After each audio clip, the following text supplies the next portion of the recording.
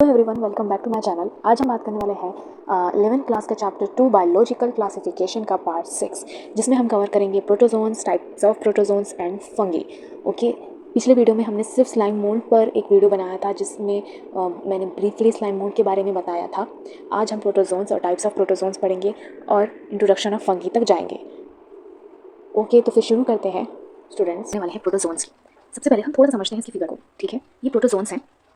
ये प्रोटोजोन्स की फिगर है जिसमें आप देख सकते हैं cilia, pellicle, oral groove, buccal overture, cell mouth, anal pore, food vacuoles, cytoplasm, macronucleus, radiating canals, contractile vacuole. Okay, तो आपने फिगर को देख लिया। अब हम इसके बारे में अच्छे से समझते हैं इन इजी वे। ओके, तो स्टूडेंट्स, प्रोटोजोन्स किंगडम प्रोटिस्टा से बिलोंग करते हैं, ये हम जानते होंगे। ठीक है, प्रोटोजोन्स किंगडम प्रोटिस्टा से बिलोंग करते हैं। दे आर यूनिसेलुलर ऑर्गेनिज्म, ये सिंगल सेलुलर ऑर्गेनिज्म होते हैं, सिंगल सेल से बने होते हैं। They are eukaryotic organism. ठीक है, यानी सिंगल सेल यूकैरियोटिक ऑर्गेनिजम्स होते हैं। इनका सेल स्ट्रक्चर कॉम्प्लेक्स होता है क्योंकि इनमें ट्रू न्यूक्लियस प्रेजेंट होता है। यूकैरियोटिक तो आपको पता ही होगा, जिसमें ट्रू न्यूक्लियस प्रेजेंट होता है वो यूकैरियोटिक होता है। यूकैरियोटिक ऑर्गेनिज्म है प्रोटोजोन्स। ठीक है, they are mostly live in aquatic places like fresh water, marine water. Protozoans जो है ज़्यादातर एक्वाटिक प्लेसेस में होते हैं। एक्वाटिक होते हैं मतलब पानी में रहते हैं, कुछ फ्रेश वाटर में और कुछ मराइन वाटर में। And some are in moist soil, कुछ प्रोटोजोन्स मॉइस्ट सॉइल में पाए जाते हैं। यहाँ तक तो आपको समझ में आ गया होगा, ये सिंगल सेल ऑर्गेनिजम्स हैं, यूकैरियोटिक ऑर्गेनिजम्स हैं। ये ज़्यादातर पानी में रहने वाले फ्रेश वाटर में और मॉइस्ट प्लेसेस और मॉइस्ट सॉइल में पाए जाते हैं। प्रोटोजोन्स को 4 ग्रुप में डिवाइड किया है। Protozoans are mainly in 4 groups. हम इसको टाइप्स भी बोल सकते हैं और ग्रुप्स भी बोलते हैं। ग्रुप इसलिए बोलते हैं कि बहुत सारे बैक्टीरिया होते हैं तो ग्रुप्स में डिवाइड हो गए हैं। ठीक है, तो ये है amoeboid, flagellated protozoan, ciliated protozoan and sporozoans. Okay, so ये 4 टाइप्स ऑफ प्रोटोजोन्स। ठीक है, आज हम जल्दी से समझेंगे प्रोटोजोन्स के 4 मेन टाइप्स। तो शुरू करते हैं पहले टाइप से, अमीबॉइड प्रोटोजोन्स। अमीबॉइड प्रोटोजोन्स मतलब अमीबा, जैसे कि amoeba. Okay, movement through pseudopodia means false feet. ये स्यूडोपोडिया यानी फॉल्स फीट की मदद से मूव करते हैं। अब आप बोलेंगे ये तो कंफ्यूजिंग है, pseudopodia and means false feet and all. तो स्टूडेंट्स, स्यूडोपोडिया का मतलब होता है फॉल्स फीट। फॉल्स फीट ये टेम्पररी फिंगर लाइक प्रोजेक्शन होते हैं जो सेल की बॉडी से बाहर निकलते हैं सिर्फ मूवमेंट के लिए। ठीक है, एंगल्फ फूड और फूड को एंगल्फ करते हैं। ठीक है, they are live in moist soil and fresh water. ये ज्यादातर मॉइस्ट सॉइल और फ्रेश वाटर में रहते हैं, ये मिलते हैं। ओके, अब बात करते हैं फ्लैजिलेटेड प्रोटोजोन्स की। फ्लैजिलेटेड प्रोटोजोन्स, आपको पता ही होगा फ्लैजिला। फ्लैजिला क्या होता है? तो स्टूडेंट्स, ये फ्लैजिलेटेड प्रोटोजोन्स है तो ऑब्वियसली इनके ऊपर फ्लैजिला होता होगा। फ्लैजिला एक टाइप का स्ट्रक्चर होता है जो बैक्टीरिया के ऊपर होता है। ये हेल्प करता है एक जगह से दूसरी जगह जाने में बैक्टीरियाज को। Okay, flagella helps in movement. Flagella इनको हेल्प करता है एक जगह से दूसरी जगह जाने में। Some are parasite and cause diseases, कुछ पैरासाइट भी होते हैं और डिजीज कॉज करते हैं। एग्जांपल आएगा ट्राइकोनोसोमा। नेक्स्ट वन है third one, ciliated protozoans like paramecium. Paramecium इनका एग्जांपल है जो सिलिएटेड प्रोटोजोन्स में आते हैं। The body has cilia, they can help in movement and feeding. इनकी बॉडी के ऊपर सिलिया होता है जो हेल्प करता है मूवमेंट और फीडिंग, खाने के लिए, एक जगह से दूसरी जगह जाने और खाने के लिए सिलिया हेल्प करता है। जैसे कि फ्लैजिलेटेड प्रोटोजोन्स में फ्लैजिला हेल्प करता है, वैसे ही ciliated protozoans, ciliated cilia protozoans में सिलिया हेल्प करता है इनको एक जगह से दूसरी जगह जाने और खाने में। They are mostly in aquatic places, ये ज्यादातर पानी वाले प्लेसेस में रहते हैं। तो स्टूडेंट्स, फोर्थ वन है स्पोरोजोन्स, जैसे कि एग्जांपल है प्लाज्मोडियम। प्लाज्मोडियम स्पोरोजोन्स के टाइप में आता है। तो students, they are non motile, they reproduce through spores. They are non motile मतलब आप कंफ्यूज हो गए होंगे।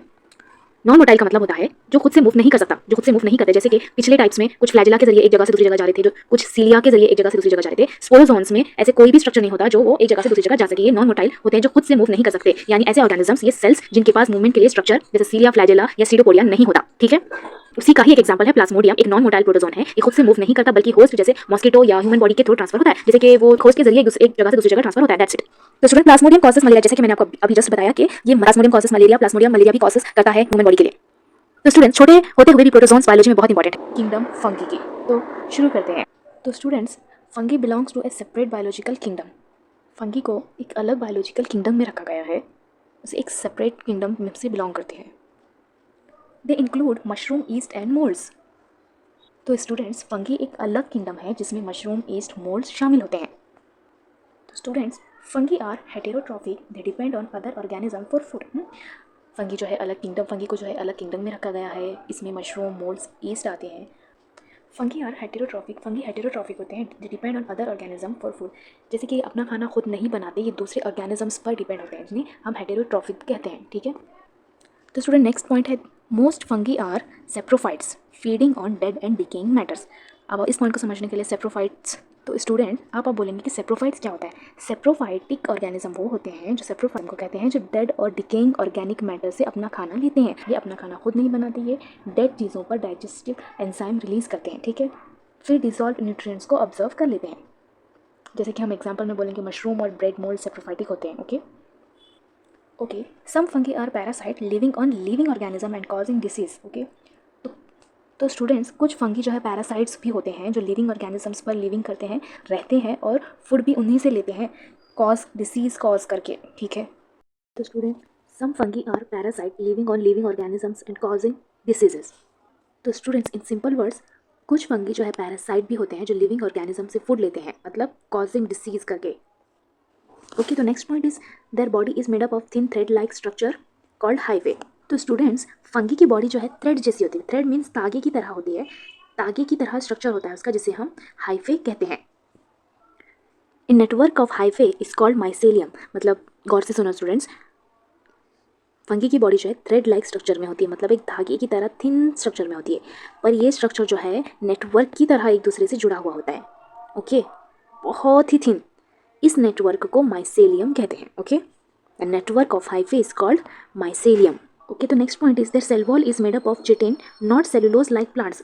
तो स्टूडेंट्स, आप कंफ्यूज हो जाएंगे कि चिटिन क्या होता है, तो गौर से सुनो। चिटिन एक हार्ड और स्ट्रॉन्ग सब्सटेंस होता है जो कुछ ऑर्गेनिज्म की सेल वॉल बनाता है। फंगी एक सेल वॉल चिटिन से बनी होती है। ओके, ये प्लांट्स की तरह सेलुलोज नहीं होती, ये चिटिन से बनी होती है फंगी की। ओके, चिटिन उन्हें स्ट्रेंथ और प्रोटेक्शन देता है।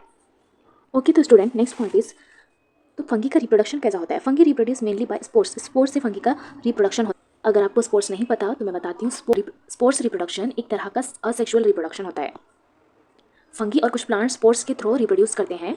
स्पोर्स बहुत छोटे, हल्के और माइक्रोस्कोपिक होते हैं। ओके, ये हवा, पानी या इंसेक्ट्स के थ्रू स्प्रेड हो जाते हैं। जब स्पोर्स को सूटेबल जगह मिलती है तो मॉइस्चर और न्यूट्रिएंट, तो ये जर्मिनेट करके नया ऑर्गेनिज्म बना देते हैं। Okay, that's it's very simple to understand it. ये सिर्फ स्पोर्स से रिप्रोड्यूस करते हैं। ओके, तो next point is they play an important role as a decomposers in the ecosystem. अब डिकम्पोजर्स तो आपको पता ही है कि इकोसिस्टम में बहुत ही इंपॉर्टेंट रोल प्ले करते हैं। Okay, as a decomposers. Okay, तो स्टूडेंट्स, ये रहा फंगी तक आज की क्लास में। इस वीडियो में हम आज फंगी तक ही पढ़ेंगे। अगर वीडियो हेल्पफुल लगा तो प्लीज़ लाइक, शेयर और सब्सक्राइब करना। Thanks for watching.